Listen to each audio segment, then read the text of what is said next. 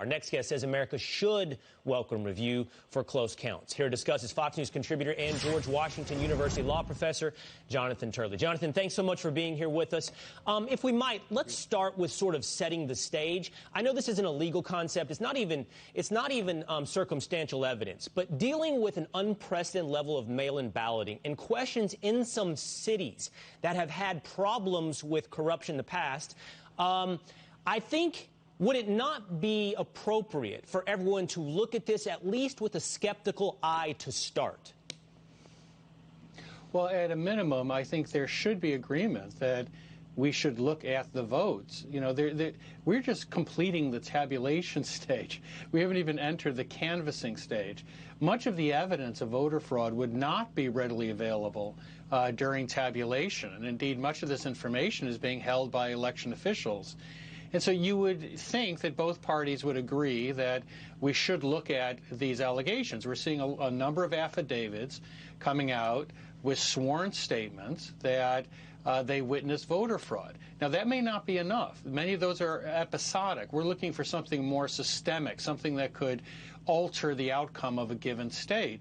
And we still have not seen that evidence. There's no basis right now to suggest that Joe Biden is not the president-elect and that he secured this position through voter fraud.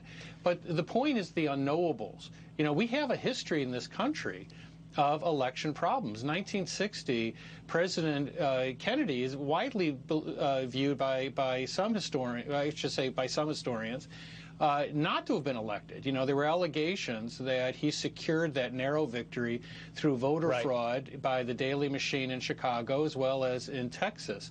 Of course, in 2000, there was the allegation in Florida. Later studies suggested that Al Gore may have won Florida. So there's a lot of examples where we were a bit premature. Jonathan, and we have to get it right. That history only adds to the scene setting which I'm talking about. We have a highly irregular election. We've never had mail-in balloting like this. We have problems in some cities that have had problems in the past, and you point to both the 2000 election and the 60 election as other examples. But now let's get specific about this election. When it comes to Pennsylvania, and I believe the president plans to file a lawsuit tomorrow, or the mistakes like we saw in Michigan where I believe it was 6,000 votes tabulated in the wrong direction. Right now, which, if any, of these potential suits hold the most merit on finding a systemic, as you point out, fraud that could change significant outcomes in this election? You know, what's funny is the three states I mentioned before the election remain the ones I'm most interested in: Nevada, Michigan, and Pennsylvania. In Pennsylvania, you had an order by a Supreme Court justice to compel them to separate ballots that were received after the legislative deadline. Notably, the election officials were not giving a clear answer as to whether they were doing that, and it required the intervention of Justice Alito. That's a large group of ballots.